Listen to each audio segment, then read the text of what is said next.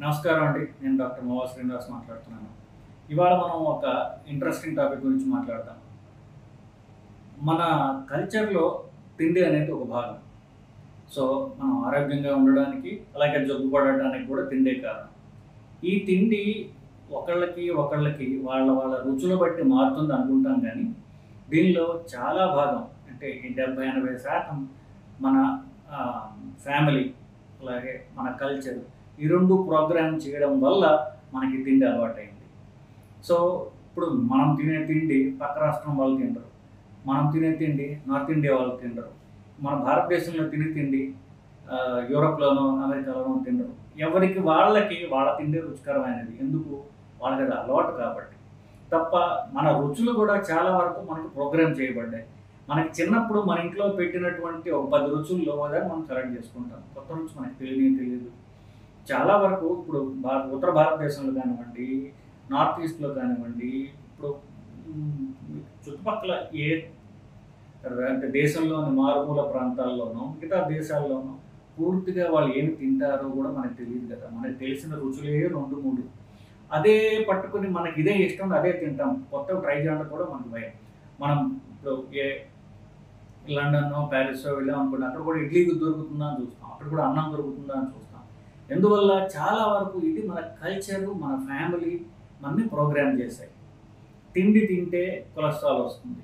Cholesterol వస్తే heart attack వస్తుంది. అంటే తిండి తిని హార్ట్ అటాక్ తెచ్చుకుంటున్నారు. సో, కొలెస్ట్రాల్ పెరగటానికి ప్రధానంగా తిండే కారణం కాబట్టి, అలాగే కొలెస్ట్రాల్ వల్లనే హార్ట్ అటాక్ వస్తుంది కాబట్టి, తిండి నియంత్రించుకుంటే హార్ట్ అటాక్‌లు నియంత్రింపబడతాయి. సో, కాబట్టి తిండి అనేది చాలా చాలా ముఖ్యమైనది. ఈ తిండిలో మనకి చాలా మన వాళ్ళల్లో చాలా మందికి కొన్ని నమ్మకాలున్నాయి. ఇవి సైంటిఫికల్లీ ప్రూవ్డ్ కాదు. కానీ ఇవి కొన్ని మూఢనమ్మకాలు అని చెప్పను గానీ, అపనమ్మకాలు. ఇవి అంటే అంత సైంటిఫిక్ కానటువంటి నమ్మకాలు. దీన్ని ఒక్కొక్కళ్ళు రుచులు పెట్టుకుంటుంటారు గానీ చాలా వరకు అపనమ్మకాలు. ఆ అపనమ్మకాలని మనం ఒక్కొక్కటి నాకు గుర్తున్నవి కొన్ని రాశాను. ఒక 15 రాశాను. ఇంకా చాలా ఉండి ఉంటాయి. అవి మీరు కామెంట్ రూపంలో తెలియజేస్తే వాటిని కూడా మనం ఇంకొక లిస్ట్ తయారు చేసి వాటి గురించి మళ్ళీ మాట్లాడదాం. సో, ఒక 15 వరకు మనం ఇవాళ మాట్లాడదాం. సో, ఒకటి ఇంటి భోజనం శ్రేష్టం. మా ఇంట్లో తిండి చాలా గొప్పది. మా అమ్మ లేకపోతే నా భార్యో ప్రపంచంలో అందరికంటే చాలా గొప్పగా చేస్తారు. అదే నాకిష్టం. బయట నేను తినను. మా ఆయన, మా అబ్బాయి బయట తినడండి. ఇంటికొచ్చే తింటాడు. కానీ ఇంట్లో మనం తినే తిండి ఎట్లాంటిది? మనం తినే తిండిలో కార్బోహైడ్రేట్స్ ఎంత శాతం ఉన్నాయి? మనం అన్నం ఎక్కువగా తింటున్నాము. ప్రోటీన్స్ తక్కువగా తింటాము. సో, దీనివల్ల పైగా పప్పన్నంలో అన్నం వేసి, పప్పేసి దానిలో నెయ్యేస్తారు కదా! సో, అన్నము, నెయ్యి కలిపితే అన్నిటికంటే ఎక్కువ ఇన్సులిన్ ఎక్కువ అవుతుంది. దానివల్ల హాని ఎక్కువ లాభం కంటే కూడా. సో, ఇంట్లో తినే తిండి హెల్తీ డెఫినిట్‌గా కాదు. కానీ ఇంటి తిండి శ్రేష్టము అనేది చాలా మందికి 100కి 99 మందికి ఇంటి తిండి సేఫర్ అనుకుంటారు. ఇంట్లో వండే టెక్నిక్ కూడా ఇంట్లో అంత పరిశుభ్రంగా వండుతున్నారా అనేది కూడా మనకు తెలుసా? మనకు తెలీదు. మనం ఎంతమంది పని మనుషుల మీద ఆధారపడుతున్నాం వంట చేయడానికి? ఆ వంట మనుషులు వాళ్ళు ఎంత శుభ్రంగా చేస్తున్నారో మీరు మానిటర్ చేస్తున్నారా? చేయడం లేదు కదా! సో, ఇంటి తిండి సేఫర్ అనేటటువంటిది ఒక అపనమ్మకం మాత్రమే. మీరు జాగ్రత్తగా ఇంట్లో మీరు ఏమి తింటున్నారు, వాళ్ళు ఎలా వండుతున్నారని చూడకపోతే మీరు జబ్బులు బారి పడటం ఖాయం. దీనిలో అనుమానం లేదు. సో, సైంటిఫిక్ పద్ధతులు మీరు తిండి కూడా అప్లై చేయండి. మీ ఇంటి తిండి కూడా మీరు అప్లై చేయడం అనేది చాలా అవసరం. వాళ్ళు వండే టెక్నిక్‌కి అది అప్లై చేయాలి. వాళ్ళు వండే ఇంగ్రీడియెంట్స్‌కి కూడా మీరు అప్లై చేయాలి. ఒకటి. రెండవది టైంకి తినకపోవడం వల్ల గుండె జబ్బులు వస్తున్నాయి. లేకపోతే రకరకాల జబ్బులు వస్తున్నాయి. టైంకి తిండి తినాలి. టైం డిలే అయితే కనుక జబ్బులు వచ్చేస్తాయి. ఇది ఒక రెండో అంశం నేను మాట్లాడింది. సో, తిండి ఎప్పుడు తినాలి అనేది కూడా మన కల్చర్ మనకు ప్రోగ్రామ్ చేసింది. రోజుకు 3 సార్లు తినడం అనేది ఇప్పుడు కామన్‌గా అందరూ తింటుంటారు బేసికల్లీ. అంతకుముందు ఒక 100 ఏళ్ల క్రితం రోజుకు 2 సార్లే తినేవాళ్ళు. సో, మీరు రోజుకు 3 సార్లు తింటుంటే మీరు యూజువల్‌గా తినే తిండి టైంకి మీకు ఆకలేస్తుంది. ఆకలి అనేది అలవాటు తప్ప ఆకలేస్తే తిండి తినాలని కాదు బేసికల్లీ. సో ఒకటి. రెండవది, తిండి డిలే అయిందనుకోండి, మీరు పనులు పడ్డారనుకోండి, ఆకలి మర్చిపోతారు, ఆకలి ఉండదు కదా మీకు. సో బేసికలీ టైంకి తిండి తినాలి, తింటే ఆరోగ్యము అనేది ఒక మిత్. మీరు ఎన్నిసార్లు ఎక్కువ తింటే, ఎస్పెషల్లీ మనం తినేటటువంటి రైస్ ఎక్కువ తినడం వల్ల కార్బోహైడ్రేట్స్ పెరుగుతాయి, షుగర్ పెరుగుతుంది, కొలెస్ట్రాల్ పెరుగుతుంది, జబ్బులు వస్తాయి, బరువు పెరుగుతారు. బరువు పెరిగితే ఇంకా రకరకాల ప్రాబ్లమ్స్ లైక్ బీపీ ఇలాంటివన్నీ కూడా వస్తాయి. షుగర్, బీపీ ఇలాంటివన్నీ వస్తాయి. టైంకి తినడము, టైం తినకపోవడం గురించి కాదు. బేసికలీ మీరు తినేది ఎంత, మీరు తినే తిండిలో ఇంగ్రీడియంట్స్ ఏమిటని చూడడం తప్ప టైంకి తినాలి, టైం తినకపోతే ప్రాబ్లమ్స్ వస్తాయి కనుక మీ పొట్టకి అలవాటు చేస్తారు. ఫర్ ఎగ్జాంపుల్ మధ్యాహ్నం 1 గంటకి అన్నం తినాలి, ఆ డిలే అయిందనుకోండి మీకు ఆకలి వేస్తుంది. ఎందుకు? అలవాటు పట్టి పొట్ట చెప్తోంది ఈ టైం తిండి వేయలేదు ఏంటి అని చెప్తుంది మీకు. అది ఆకలి తప్ప 1 గంట ఖచ్చితంగా తినాలి, 1 గంట అటు ఇటు అయితే నష్టం వస్తుంది అనేటటువంటిది ఒక అపనమ్మకం మాత్రమే. ఎప్పుడు తిన్నారా అనేది కాదు, మీరు తినే క్వాలిటీ ఏమిటి, తిన్న దాంట్లో ఇంగ్రీడియంట్స్ మనకి ఆరోగ్యకరమైనవా కాదా, ఇట్లాంటివి చూసుకోవడం అనేది చాలా ముఖ్యం. మూడవది, బ్రేక్ఫాస్ట్ తప్పనిసరి. Eat breakfast like a king అన్నాడు తెల్లవాడు. సో ఆ తెల్లవాడిని మనం ఎంతో నమ్ముతాం కాబట్టి తెల్లవాడి అలవాట్లు మనం అలవాటు చేసుకున్నాము. మన తాతలు ముత్తాతలు అలవాటు చేసుకుని మనకి పాస్ ఆన్ చేశారు కాబట్టి బ్రేక్ఫాస్ట్ పెద్దగా తినాలి. ఆ బ్రేక్ఫాస్ట్లో కూడా తెల్లవాడు తినే తిండి తినాం. తెల్లవాడు ఏం తింటున్నాడు? వాడు రొట్టె ముక్కలు తింటున్నాడు, శాండ్విచ్లు తింటున్నాడు, ఎగ్స్ తింటున్నాడు, ఆమ్లెట్స్ తింటున్నాడు, ఫ్రూట్ జ్యూస్ తాగుతున్నాడు. కానీ మనం ఏం చేసాం? దానిలో ఇడ్లీలు, దోశలు పెట్టాం. సో ఇడ్లీ దోశల్లో మళ్ళీ రైస్ వేస్తాం. రైస్ లేకుండా మనకి జీవితమే గడవదు కదా. మనకి అక్షంతల దగ్గర నుంచి, తలంబరాల దగ్గర నుంచి, ఇంటి ముందు ముగ్గు దగ్గర నుంచి మనకి రైస్లో మునిగి తేలుతాం మనం. కాబట్టి పొద్దున్న టిఫిన్ తినడం అలవాటు చేస్తే మనం మూడోసారి కూడా రైస్ అలవాటు చేసుకున్నాం. బ్రేక్ఫాస్ట్ తినడం వల్ల, ఎస్పెషల్లీ రైస్ తినడం వల్ల మూడో లోడ్ కార్బోహైడ్రేట్ శరీరానికి పడి అనవసరంగా బరువు పెరుగుతున్నారు. ఉత్తర భారతదేశం కంటే దక్షిణ భారతదేశంలో రైస్ ఈటింగ్ ఎక్కువ, మూడోసారి రైస్ ఈటింగ్ ఇడ్లీ దోశల వల్ల ఎక్కువ. దానివల్లనే ఉత్తర భారతదేశంలో మనకి పొట్టలు ఎక్కువ, హార్ట్ జబ్బులు ఎక్కువ, షుగర్ ఎక్కువ.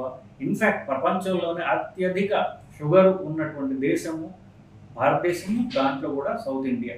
ఇందువల్లనే మూడోసారి మళ్ళీ మనం కార్బోహైడ్రేట్ బేస్డ్ ఫుడ్ తినడం వల్ల క్యాలరీస్ పెరిగి, అనవసరమైన క్యాలరీస్ పెరిగి పొట్టల నుంచి రకరకాల ప్రాబ్లమ్స్.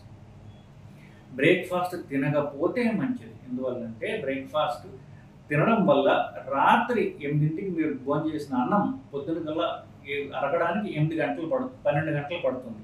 సో రాత్రి తిన్న అన్నం పొద్దున కానీ అరగదు. అప్పుడు మీరు తినకపోతే మీ ఫ్యాట్ కరిగే అవకాశం ఉన్నది. ఆ టైం ఇవ్వకపోతే ఏమవుతుందంటే ఫ్యాట్ కరగదు కదా, మీరు తినేటటువంటి ఎక్స్ట్రా తిండి వల్ల ఫ్యాట్ పెరుగుతుంది. సో బ్రేక్ఫాస్ట్ మానివేయటం మంచిది.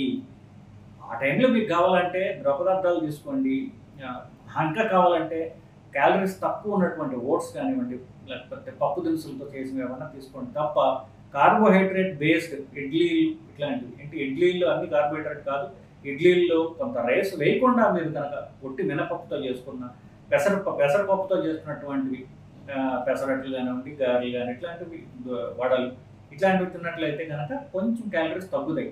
ఆపేస్తే ఇంకా మంచిది. సో బ్రేక్ఫాస్ట్ తినడం హెల్తీ అనుకునేది సైంటిఫికల్లీ, న్యూట్రిషనల్లీ ఇది రాంగ్ ప్రాక్టీస్ అండి. సో అది ఒక అపనమ్మకం. ఎంతో ప్రేమగా అమ్మమ్మ, తాతమ్మ, నానమ్మ, తల్లి ఏం చెప్తారు? ఆయన ఆకలిగా లేదా, పెరుగన్నం అయినా తిన్న, ఆయన రాత్రి పడుకునే ముందు పెరుగన్నం అన్నా తిను. పెరుగు వరకు మంచిది. పెరుగు అన్నం ఎందుకు? అసలే కడుపు ఫుల్గా ఉంది, నేను తినలేదు ముర్ర అంటే పెరుగన్నం అయినా తిను అని చెప్పి మళ్ళీ అన్నం కూరి పెట్టడం. సో పెరుగన్నం ఎంత అదేమి పెద్ద అంటే ఆయుర్వేదం లేకపోతే ఇవి చెప్పినట్టుగా అవేమి పెద్ద ఇదేమీ కాదండి. పెరుగు మంచిది కాదనడం లేదు. ఇందులో పెరుగులో మన పేగులకి మంచి చేసేటటువంటి బ్యాక్టీరియా, లాక్టోబాసిల్లస్ అని ఉన్నాయి. ఆ బ్యాక్టీరియా ఉండటం వల్ల B12 లాంటి వైటమిన్ వస్తుంది. ఇప్పుడు ఎప్పుడైతే నాన్ వెజిటేరియన్ తిననటువంటి, వెజిటేరియన్ బేస్డ్ మీట్ తిన్నటువంటి వాళ్ళు ఉన్నారో వాళ్ళకి B12 అవసరం. అవి తయారు చేసేది ఈ బ్యాక్టీరియా. పెరుగు అవసరమే. పెరుగు అన్నము మాత్రము అంత శాంటిటీ లేదని చెప్తున్నాను. పెరుగు తాగండి, కాఫీలు మట్టీలు తాగండి, బట్ అన్నంతో కలిపి ఎలాగైనా సరే 4 ముద్దలు అన్నమైనా సరే లోపలికి పోవాలి అనుకోవడం అనేది అది మన కల్చరల్ మిస్కన్సెప్షన్. మన కల్చర్ మనకు అందజేసినటువంటి ఒక అపనమ్మకము. అంటే మీరు కాఫీ, టీ, పాలు, మజ్జిగ తాగొచ్చు, మజ్జిగలో ఉప్పేసుకుని తాగొచ్చు, నిమ్మకాయ రసం పిండుకుని తాగండి. బట్ ఏదో ఎట్లా కొట్టాగా అన్నమైనా పెరుగు అన్నమైనా తినాలి అనేది అంత సైంటిఫిక్లీ ప్రూవ్డ్ సైంటిఫిక్ ఫ్యాక్ట్ అయితే కాదండి. నెక్స్ట్, ఇప్పుడు ఇదంతా విన్న తర్వాత చాలా మందిలో అనుకోవచ్చు అన్నం మానేద్దామని చెప్పేసి.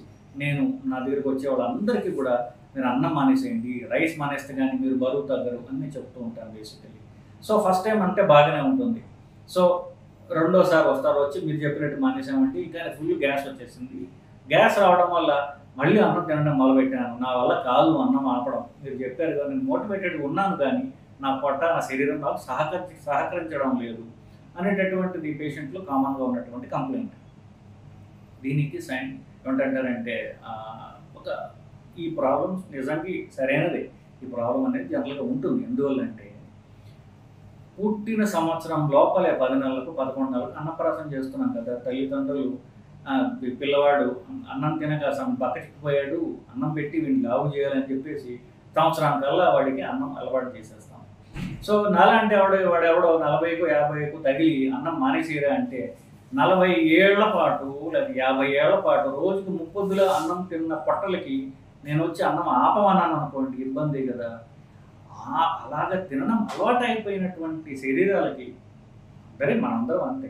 అన్నం అంటే ఒక long standing deeply grooved habit.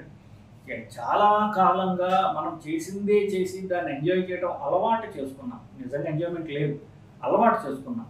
ఎవరికైనా నీకేమి ఇష్టం అయితే ఆకుకూర ఇష్టం, ఆ పచ్చడి ఇష్టం, ఆ పప్పు ఇష్టం, ఆ వేపుడు ఇష్టము, లేకపోతే ఇవన్నీ చెప్తారు తప్ప అన్నం ఇష్టం ఎవరు చెప్తారా? ఎవరు చెప్పరు కదా.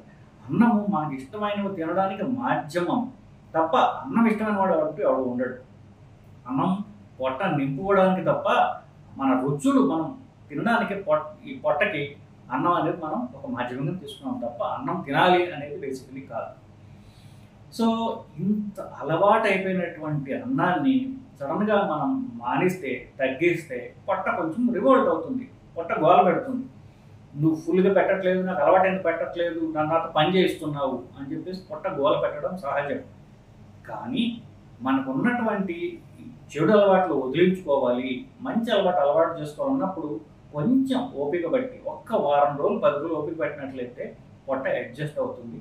మీకు అనిపించినటువంటి గ్యాస్ ప్రాబ్లం ఏదైతుందో అది తగ్గుతుంది. అంతేకాకుండా మీరు అన్నం మానేసి ఈ హై ప్రోటీన్ ఫుడ్ నేను చెప్పినటువంటివి జనరల్గా చెప్తుంటాం కదా, మీరు వీడియోలు చూడవచ్చు. అట్లా తినడం మొదలుపెట్టినప్పుడు ఏమవుతుందంటే పొట్ట ఉబ్బరం ఉంటుంది.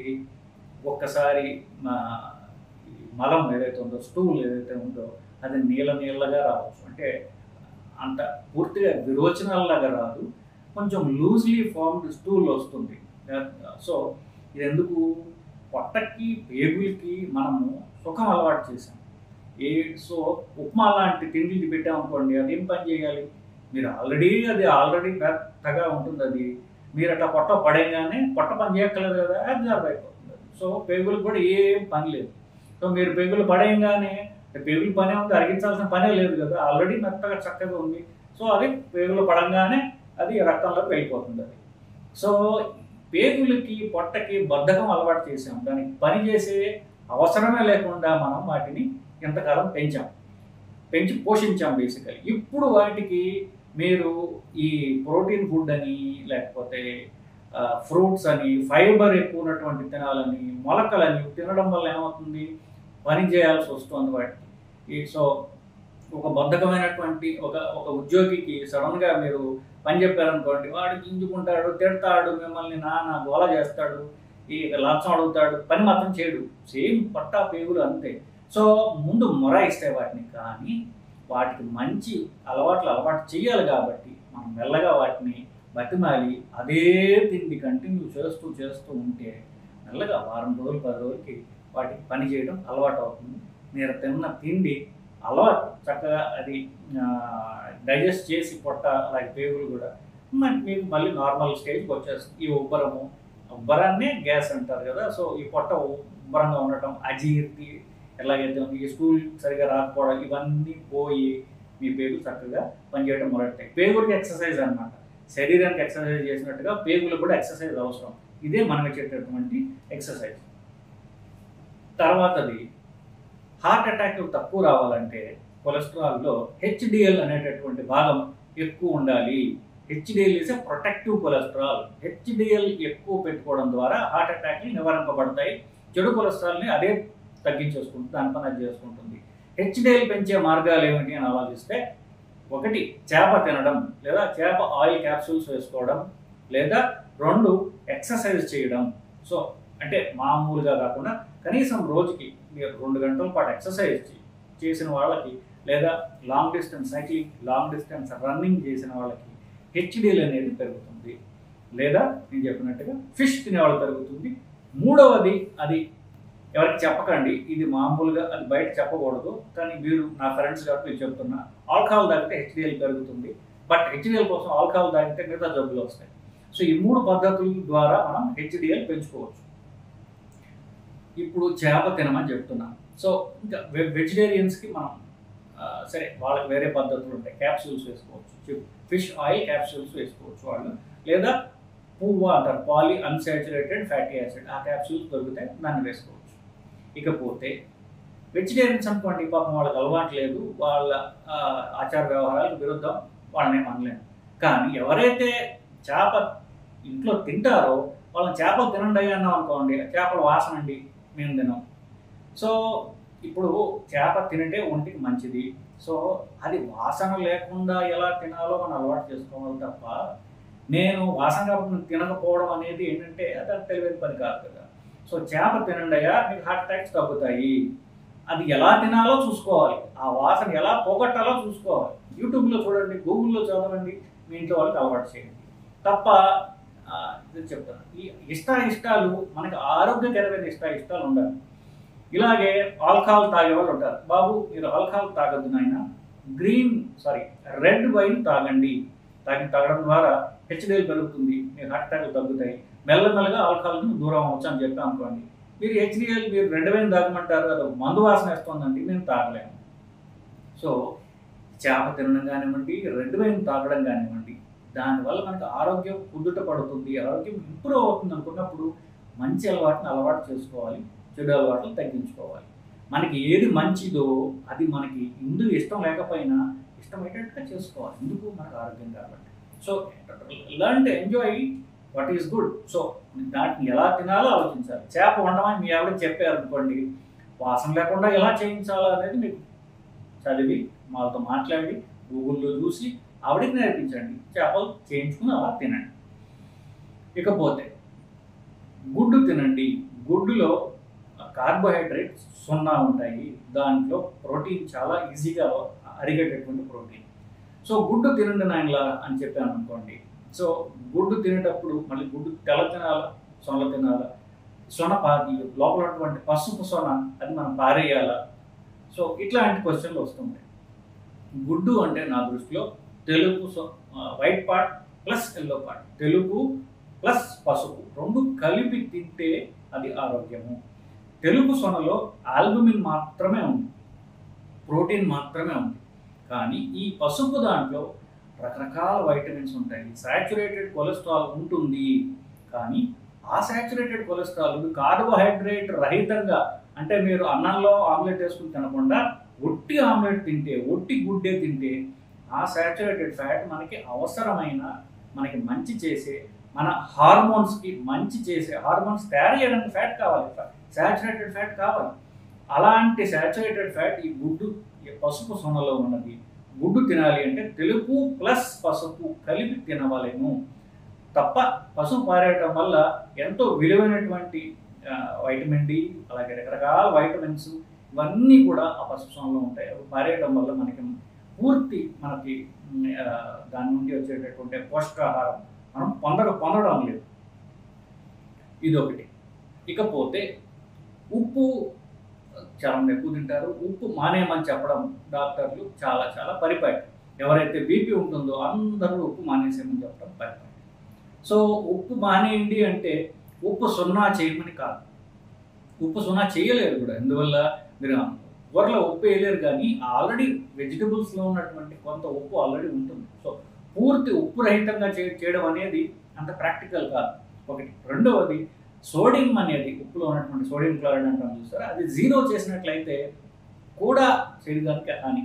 So zero salt based food అనేది అంత శ్రేయస్కరం కాదు. సో కొంత ఉప్పు అంటే రోజుకి 2.5 grams అంటే ఒక టేబుల్ స్పూన్ అంత మేరకు ఉప్పు అవసరం శరీరానికి. సో ఆ మాత్రం శరీరంకి కూరలో కానివ్వండి ఎట్లా కానివ్వండి కాస్త ఉప్పు అనేది బేసిక్ చెప్పినట్టుగా 2.5 grams per day. అది మీరు కూరల్లో కానివ్వండి మిగతా వృద్ధుల్లో కానివ్వండి బేసిక్ తీసుకున్నట్లయితే మీకు ఆరోగ్యంగా ఉంటారు. లేదంటే కనుక కాల్షియము అలాగే పొటాషియము మజిల్స్ తగ్గిపోయినట్లయితే మజిల్ వీక్నెస్ వస్తుంది. జనరలైజ్డ్ వీక్నెస్ చాలా ఫీల్ అవుతుంటారు. కాస్త ఉప్పు సప్లిమెంట్ చేయగానే వాళ్ళకి ఎక్కడ లేని బలం వస్తుంది వాళ్ళకి. సో ఉప్పు కాస్త అవసరం. అతిగా ఉప్పు dangerous. Zero salt is dangerous. మధ్యస్థంగా ఉప్పు తినడం అనేది శరీరానికి అవసరం. ప్లస్ ఇప్పుడు వచ్చే ఈ వేసవి కాలంలో ఈ చెమటల ద్వారా ఉప్పు పోతుంది. సో ఉప్పు సప్లిమెంటేషన్ లేకపోతే మనిషికి ఆ బీపీ తగ్గిపోవడం ఇవన్నీ జరుగుతాయి. సో ఉప్పు అనేది సరి అయిన పాడల్లో నేను చెప్పినట్టుగా 2.5 grams per day. అది అంటే ఒక స్పూన్ కనీసం ఉప్పు రోజుకి శరీరంలోకి వెళ్ళడమే ఆరోగ్యం. ఇకపోతే ఆయిల్స్ మీద చాలామందికి చాలా రకరకాల డౌట్స్ ఉంటాయి, అన్ఎండింగ్ డౌట్స్. ఎస్పెషల్లీ ఆడవాళ్ళకి ఆయిల్స్ అని వేయడం అంటేనే భయం. సో బట్ ఆయిల్ వేయకుండా కూరలు చేయలేరు, వేపులు చేయలేరు, పోపు వేయలేరు, తాలింపు అంటాం, పోపు అంటాం. సో ఇది పెట్టడం అనేది ఇంపాసిబుల్. సో ఆయిల్ వేయాలి. ఇప్పుడు ఈ ఆయిల్ వేయాలి అన్నప్పుడు ఏ ఆయిల్ వేయాలి? సో దీనికి ఇప్పుడు నా దగ్గరికి వచ్చేటువంటి పేషెంట్తో అకంపెనీ అయ్యేటటువంటి భార్యలు ఎవరైతే ఉంటారో వాళ్ళందరూ ఇదే క్వశ్చన్ అడుగుతారు. ఏ ఆయిల్ వేయాలి? అది రిఫైన్డ్ ఆయిల్, గానుగ నూనె. ఇది ఒక సైంటిఫిక్ డైటరీ సైన్స్ కదా. సో 2020 డేటా ప్రకారం ఉన్న ఆయిల్స్ అన్నింటిలో కూడా ప్రస్తుతానికి పల్లి నూనె, వేరుశనగ నూనె, గ్రౌండ్ నట్ ఆయిల్ ఇది బెస్ట్. వీటిలో మనకి పోషకాహారాలన్నీ కూడా సమతుల్యంగా మంచివి, శరీరానికి అవసరమయ్యేవి ఉన్నాయి. 2 ఆలివ్ ఆయిల్, 3వది సన్ఫ్లవర్ ఆయిల్. ఈ 3 ఆయిల్స్ శరీరానికి మంచివి 2020 డేటా ప్రకారం. అది 2023 దాకా పనిచేసింది. కొత్తగా స్టడీస్ వచ్చినట్లయితే అది చదివి మీకు మళ్ళీ చెప్తాను. ప్రస్తుతం డేటా ప్రకారం ఈ 3 ఆయిల్స్ మంచివి. ఈ ఆయిల్స్ని నేను రిఫైన్డ్ ఆయిల్ నేను వాడనండి, నేను గానుగ నూనె వాడతాను. సో దానికి నేను ఎక్కడికో పల్లెటూరు పోయి అక్కడ గానుగ నూనె కొని తెచ్చుకుని మాత్రమే వాడతాను అనేటటువంటిది ఇంకొక మిస్కన్సెప్షన్. రిఫైన్డ్ ఆయిల్ అంటే ఏమిటి? అది రిఫైన్ చేసినటువంటి ఆయిల్. గానుగ నూనె మామూలు గింజల్ని వాళ్ళు అంటే ఆయిల్ ఎక్స్ట్రాక్ట్ చేసినప్పుడు దానిలో ఉన్నటువంటి చెత్త తీసి దాన్ని రిఫైన్ చేయడమే కదా రిఫైన్డ్ ఆయిల్ అనేది. ఏ ఆయిల్ తిన్నారు అనడం ముఖ్యం. ఆయిల్లో చెత్త ఉండకుండా అది శుద్ధంగా ఉండాలి కదా. దాన్ని శుద్ధంగా చేయడమే ఆ ప్రాసెస్ పేరే రిఫైన్మెంట్. రిఫైన్మెంట్ అంటే దానిలో ఉన్నటువంటి చెత్త అంతా తీసి ఒట్టి ఆయిల్ మిగిల్చేది రిఫైన్మెంట్. సో రిఫైన్డ్ ఆయిల్ తీసుకోవడం అనేది తెలివితేటలు. గానుగ నూనెలో వాడు ఆ గానుగలో ఆయిల్తో పాటు ఎంత చెత్త వేస్తాడు, ఆ గానుగలో శుభ్రంగా ఉందా లేదా, ఇవన్నీ ఎవడు చూశాడు? గానుగ నూనె అని ఆ పేరు పెట్టాడు, మనం కొంటున్నాం కదా. సో ఆ గానుగ నిజంగా గానుగ ఫస్ట్ గానుగే అనుకుందాం. ఆ గానుగలో వాడు ఏమి నట్స్ వేస్తున్నాడు, అది బురదలోంచి తీస్తున్నాడా లేకపోతే దాన్ని కడుగుతున్నాడా లేదా, ఇవన్నీ మీరు చూసి వచ్చారా? అది కంపెనీ వాడు బాధ్యత తీసుకుని రిఫైన్ చేస్తున్నానే అని చెప్తున్నాడు. మనకు వద్దు అంటున్నాం, మనకు రిఫైన్డ్ ఆయిల్ వద్దు, నేను గానుగ నూనె తీసుకుంటాను అంటే ఇంకా చెప్పండి అది ఎంత తెలివిగా మీరు ఆలోచిస్తున్నారు, మీరు ఆలోచించుకోండి. సో రిఫైన్డ్ ఆయిల్ తీసుకుంటాం బెటరు. ఏ ఆయిల్ అంటే 3 ఆయిల్స్ మీకు ఆల్రెడీ చెప్పాను, ఈ ఆయిల్స్ మీరు ఫాలో అవ్వండి. సో నెక్స్ట్ అపనమ్మకం గురించి మాట్లాడతాం. మా పిల్లలు సరిగ్గా తినరు. సో ఎందువల్ల? మా పిల్లడు యాక్టివ్గా ఉన్నాడు, చక్కగా ఆడుకుంటున్నాడు, వాడికి ఈ వయసుకి ఎంత హైట్ వెయిట్ ఉన్నాడో అంత ఉన్నాడు, కానీ వాడు లావుగా లేడు. మా పక్కింటి పిల్లాడు చక్కగా గుండ్రంగా బంతిలాగా ఉన్నాడు. సో వాడికి బొగ్గలు చక్కగా బూరు బొగ్గలు ఉన్నాయి, చాలా ముద్దుగా ఉన్నాడు వాడు. మా పిల్లాడు మాత్రం బక్కగా ఉన్నాడు. ఇది తల్లులు అందరి కంప్లైంట్ ఇదే. సో ఏం చేస్తారు? గంటకు ఒక్కసారి వాడు వద్దు మొర్రో అంటున్నా సరే వాడికి కుక్కి కుక్కి కుక్కి అన్నం పెట్టి వాడిని ఇంకొక బంతిలాగా తయారు చేయడం అనేది ఇది చైల్డ్హుడ్ ఒబేసిటీ అమ్మ. సో అధిక బరువుని మీరు క్రియేట్ చేయడం ద్వారా మీ యొక్క పిల్లలు గుండ్రంగా ఉండాలి, ఉంటేనే ముద్దు అనేటటువంటి మీ నమ్మకం వల్ల పిల్లల్ని ఓవర్ ఫీడ్ చేసి వాళ్ళకి ఓవర్ ఫీడింగ్ అలవాటు చేసి వాళ్ళకి అధిక బరువు తీసుకొచ్చి వాళ్ళకి అనారోగ్యానికి గురి చేస్తున్నారు. పిల్లలలో ఆరోగ్యంగా ఉండడానికి సంకేతం ఏంటంటే యాక్టివ్గా ఉన్నారు. వాళ్ళు ఏ వయస్సుకి ఎంత హైట్ ఉండాలి, ఎంత వెయిట్ ఉండాలి అనేది ప్రతి పిల్లల డాక్టర్ యొక్క క్లినిక్లోనూ ఒక చార్ట్ ఉంటుంది. ఇంత వయసుకి ఇంత బరువు ఉండాలి, ఇంత హైట్ ఉండాలి అనేది. అంత ఉంటే చాలు తప్ప పిల్లవాడు యాక్టివ్గా ఆడుకుంటున్నాడు అని ఇప్పుడు డ్రౌజీగా లేజీగా నిద్రపోవడం లేదు, యాక్టివ్గా ఆడుకుంటున్నాడు. ఈ మూడు కనుక ఉన్నట్లయితే అంటే హైట్ వెయిట్ సరిగ్గా ఉన్నాయి, మెంటల్ యాక్టివిటీ బాగుంది, వాడి పిల్లలతో వాడి వయసు పిల్లలతో చక్కగా ఆడుకుంటున్నాడంటే మీ పిల్లవాడు హెల్తీగా ఉన్నట్టు లెక్క. తప్ప సరిగా తినడం లేదు అనేది అది మీరు మీ పిల్లవాడి మీద రుద్దేటటువంటి అధిక తిండి తప్ప వాడికి ఇది ఉపయోగపడేది, వాడి హెల్త్కి ఉపయోగపడేది తప్పనిసరిగా కాదు. సో మీ పిల్లవాడిని పిల్లల డాక్టర్ తీసుకెళ్ళినప్పుడు హైట్ వెయిట్ సరిగ్గా ఉందో చూసుకోండి చాలు, వాడు యాక్టివ్గా ఉన్నాడా చాలు. చిన్న పిల్లలు సంవత్సరం కంటే తక్కువ పిల్లలు వాళ్ళు మాట్లాడలేరు కాబట్టి వాళ్ళు తల్లి పాలు తాగుతున్నప్పుడు సంవత్సరం తక్కువ పాలు యాక్టివ్గా తాగుతుంటే వాళ్ళు ఆరోగ్యంగా ఉన్నట్టే లెక్క. వాళ్ళు పాలు తాగుతున్నప్పుడు వాళ్ళు ఆయాస పడిపోతున్నారా, 2-3 గుక్కలు తాగి ఆయాస పడిపోతున్నారా అంటే మాత్రమే వాళ్ళకి ఆరోగ్యంగా లేదు అని లెక్క. తప్ప పిల్లలు యాక్టివ్గా పాలు తాగుతున్నారు, యాక్టివ్గా ఆ వయసుకు ఉండాల్సినటువంటి మైల్ స్టోన్స్ సరిగ్గా ఉన్నాయి అనుకున్నప్పుడు పిల్లలు ఆరోగ్యంగా ఉన్నట్టే లెక్క. వాళ్ళకి ఎక్సెస్ ఫీడింగ్ చేసి వాళ్ళ ఆరోగ్యాలు పాడు చేయకండి. ఇంకొకటి ఏంటంటే మనం చేసేది 11వ అపనమ్మకం తిండి గురించి. ఈ మధ్యనే మా ఆయనకి గుండెకి హార్ట్ అటాక్ వచ్చింది. సో స్టెంట్ వేశారు, లేదంటే బైపాస్ చేశారు. కాబట్టి ఆయిల్స్ అన్నీ మా ఆయనలో ఫుడ్లో తీసేశారు. సో ఉడకబెట్టినటువంటివి పెడుతున్నా. 3 పూట్ల పొద్దున ఇడ్లీలు, మధ్యాహ్నం అన్నం, రాత్రి అన్నం, రాత్రి చపాతీలు పెడుతున్నాం. ఇది కామన్గా చూస్తున్నాం కదా. హార్ట్ అటాక్ వచ్చిన తర్వాత మీరు తగ్గించాల్సింది ఆయిల్స్ కాదమ్మా, మీరు తగ్గించాల్సింది రైస్. కొలెస్ట్రాల్ తగ్గాలి కదా. కొలెస్ట్రాల్ ఎక్కడి నుంచి వస్తుంది? మనం తినే కార్బోహైడ్రేట్స్ నుంచి వస్తుంది. అనగా రైస్, ఫ్రూట్స్, షుగర్, ట్యూబర్స్ అంటే దుంపలు. ఈ 4 తగ్గించాలి తప్ప ఈ 3 పూట్ల పొద్దున ఇడ్లీలో రైసు, దోశల్లో రైసు, మధ్యాహ్నం రైసు, రాత్రి పాపం ఏదో కాస్త విరామం ఇచ్చి చపాతీలు మళ్ళీ ఈ రైస్ కంటే కొంచెం తక్కువ గోధుమలు అంతే. ఈ 3 పూటలు ఇవి పెట్టి కాస్త ఒక చెంచాడు ఆయిల్ తగ్గించినంత మాత్రం హార్ట్ అటాక్ తగ్గదు. మీరు తగ్గించాల్సింది ఇవి తప్ప మీ దృష్టి కార్బోహైడ్రేట్స్ మీద. నేను చెప్పిన 4 ఇంగ్రీడియంట్స్ ఉండాలి తప్ప ఆయిల్ తగ్గించేసి లేకపోతే అంటే అంత ముఖ్యమైనటువంటి కాదు మీరు దృష్టి ఉంటుంది తప్ప వీటి మీద మీరు దృష్టి పెట్టినట్లయితే కొలెస్ట్రాల్ తగ్గుతుంది. దాంతోపాటుగా అఫ్కోర్స్ కొలెస్ట్రాల్ తగ్గించే మందులు ఎట్లా తప్పనిసరిగా మీరు వేసుకోవాలి. ఈ కొలెస్ట్రాల్ ఒకసారి స్టెంట్ కానీ బైపాస్ కానీ అయితే బ్యాడ్ కొలెస్ట్రాల్ అంటే ఎల్డిఎల్ 70 కంటే ఎట్టి పరిస్థితుల్లో తక్కువ ఉండాలి. ఎంత తక్కువ ఉంటే అంత మంచిది. సో ట్యాబ్లెట్తో సహా డైట్ కూడా మాడిఫికేషన్ చేసుకోవాలి, ఎక్సర్సైజ్ కూడా చేసి తీరాలి. 3 చేస్తేనే గుండె రక్తనాళాలు మళ్ళీ అవి క్లీన్గా ఉంటాయి. ఇకపోతే ఈ స్టెంటింగ్ బైపాస్ అయిన తర్వాత మళ్ళీ ఇంకో కామన్గా మన వాళ్ళల్లో ఉన్నటువంటి అపనమ్మకం ఏంటంటే, సో మా ఆయనకి ఈ మధ్యన మా చుట్టాలకో ఎవరికో మా ఇంట్లో వాళ్ళకి హార్ట్ అటాక్ వచ్చింది. సో ఏం చేసామంటే పూర్తిగా మీట్ తినడం ఆపేసాం. సో ఓన్లీ వెజిటేరియన్ ఫుడ్ తింటున్నాం. సో మీట్ తినడం వల్ల హార్ట్ అటాక్ వస్తుంది అనేటటువంటిది చాలా మందిలో ఉన్నటువంటి ఒక నమ్మకం. సో మీట్లో వైట్ మీట్ అని ఉంది, రెడ్ మీట్ అని ఉంటుంది. వైట్ మీట్ అంటే గుడ్లు, చికెన్, ఫిష్, ఇది చేప, ఇది వైట్ మీట్. మీట్ అంటే మటన్, ఆ తర్వాత బీఫ్, పోర్క్, ఈ 3 కూడా రెడ్ మీట్. మీరు ఆపాల్సింది రెడ్ మీట్ అంటే మేక మాంసము, ఆవు లేకపోతే గొడ్డు మాంసము, 3వది పంది మాంసం. ఈ 3టిని ఆపాలి తప్ప వైట్ మీట్ తినడం వల్ల హార్ట్ అటాక్ రిస్క్ పెరగదు. చికెన్, ఫిష్ తినడం వల్ల, గుడ్లు తినడం వల్ల హార్ట్ అటాక్ రిస్క్ పెరగదు. సో వైట్ మీట్ తినమని నేను చెప్పట్లేదు, కానీ తింటే నష్టం లేదని చెప్తున్నాను.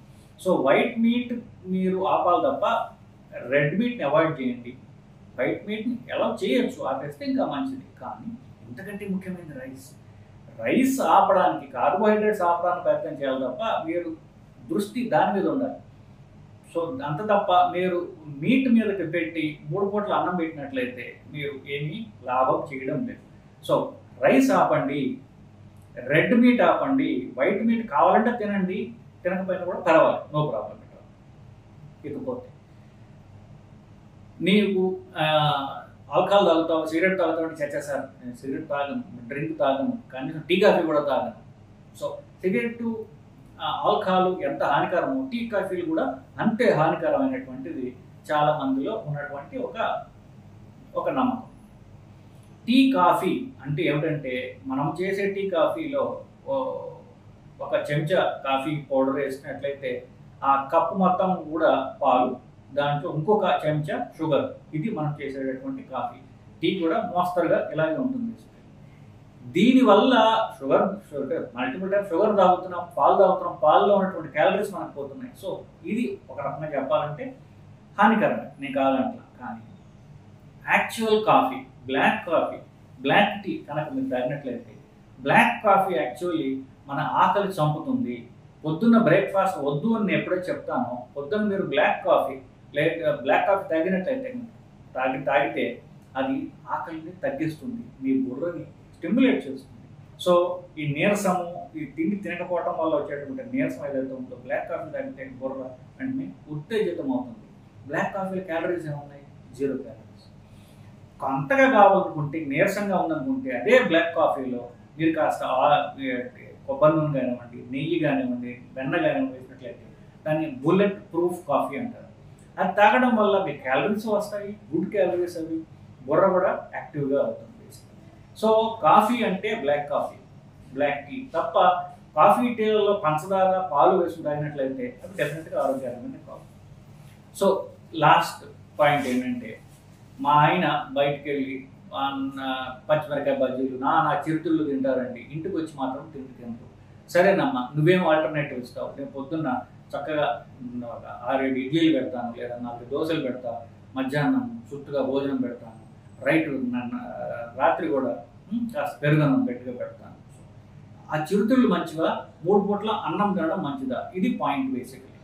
సో నన్ను అడిగితే ఈ 3 పూట్ల అన్నం తినే కంటే ఆ చిరుతిళ్ళే బెటర్. చిరుతిళ్ళలో క్యాలరీస్ ఉండవు, సో కడుపు నిండుతుంది, క్యాలరీస్ ఉండవు. కోర్స్ కొన్ని స్పైసీగా ఉండొచ్చు, పచ్చిమిరకాయ బజ్జీలు తింటే స్పైసీగా ఉంటుంది, మిరపకాయ పొట్టను డ్యామేజ్ చేస్తుంది, క్యాలరీస్ ఇవ్వదు. కానీ ఇప్పుడు మన ఇంటికి వచ్చి 3 పూట్ల మన అన్నం తినడం వల్ల మన బరువు పెరుగుతుంది. ఎందుకు? మన క్యాలరీస్ అవసరం లే.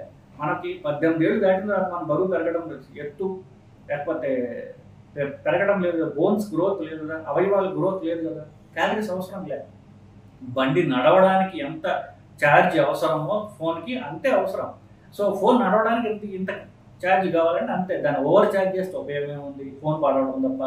శరీరానికి ఎన్ని క్యాలరీస్ కావాలో అంతే ఇవ్వాలి. ఎక్సెస్ క్యాలరీస్ ఓవర్ ఛార్జ్ చేసామనుకోండి, అదంతా ఫ్యాట్ కింద మారుస్తుంది. సో చిరుతిళ్ళు మానేసి ఇంటికి వచ్చి ఇడ్లీలు దోశలు తినే కంటే ఆ చిరుతిళ్ళు బెటర్. చిరుతిళ్ళు తినమని నేను చెప్పడం లేదు, ఎందుకంటే తిండి గురించి కాదు, వాడు చేసే విధానము, వాడు రోడ్డు మీద పెట్టేటటువంటి ఆ అన్హైజీనిక్ కండిషన్స్ గురించి మనం గ్రహించాలి తప్ప అదే తిండి ఇంట్లో చేసుకొని తింటే నాకేం అభ్యంతరం లేదు. సో ఆ టిఫిన్లకి నేను అగెన్స్ట్ కాదు, కానీ వాడు బయట చేసి మనకి పెట్టే విధానం తప్పు. వాడు ఒక బండి పెట్టి రోడ్డు మీద నానా ట్రాఫిక్లో అంత విపరీతమైన దుమ్ములో అదే దుమ్ము మనకి ఇస్తున్నాడు. సో వాడు ఎక్కడ చేస్తున్నాడు, వాడు ఎక్కడి నుంచి ప్రొక్యూర్ చేస్తున్నాడు, వాడు వండే విధానం మనం క్వశ్చన్ చేయాలి తప్ప అదే ఇంట్లో చేసుకుని తింటే నాకేం ప్రాబ్లం లేదు. తప్ప అది మానేసి మనకొకసారి టిఫిన్లు తింటారని ఉప్మా తింటాను, లేకపోతే ఇవి తింటాను. ఉప్మా అంటే ఎంత నిజం చెప్పాలంటే ఎంత హానికరము. ఉప్మా దాని కనీసం 0 ఫైబర్, దాని ఫైబర్ కూడా ఉండదు, మొత్తం అంతా కూడా పైన నెయ్యి వేస్తారు మన వాళ్ళు కొంతమంది. సో అది easily digestible, full of calories, full of fat, అది 0 ఫైబర్. సో తినగానే అది కరిగిపోతుంది పొట్టలో. ఇమ్మీడియట్గా షుగర్ ఉంటే షుగర్ ఉన్న వాళ్ళకి, షుగర్ లేని వాళ్ళకైనా సరే కొలెస్ట్రాల్ అలాగే షుగర్ ఇమ్మీడియట్గా అది స్పైక్ అవుతాయి. సో ఇంట్లో మీరు తినే తిండి చిరుతిళ్ళైనా అది హైజీనిక్గా చేసుకుని తినండి, కార్బోహైడ్రేట్స్ తగ్గించండి. సో ఇవ్వండి నాకు గుర్తొచ్చినటువంటి ఒక 14-15 పాయింట్లు తిండి గురించి నేను రాశాను. నేను చాలా వరకు కవర్ చేశాను నేను అనుకుంటున్నా. బట్ మీకు ఇంకా కొన్ని క్వశ్చన్స్ ఉంటాయి, అనుమానం మీరు డెఫినెట్గా ఉంటాయి. అవన్నీ కామెంట్స్ రూపంలో తెలియజేయండి. అవన్నిటిని మనం ఒక ప్రింట్ తీసుకుని దాంట్లో నేను చెప్పిన కాకుండా కొత్తవి ఏమైనా పాయింట్లు ఉన్నట్లయితే దాన్ని సరదాగా మనం కాసేపు మాట్లాడుకుందాం, నవ్వుకుందాం. నమస్కారం అండి. సో మీకు వీడియో నచ్చినట్లయితే దీన్ని లైక్ చేయండి, మీరు మీ ఫ్రెండ్స్కి షేర్ చేయండి. కరెక్ట్ సైంటిఫిక్ ఇన్ఫర్మేషన్ని మీరు పెంపొందించండి. ఈ వీడియోని మిగతా మీ ఫ్రెండ్స్కి షేర్ చేయండి.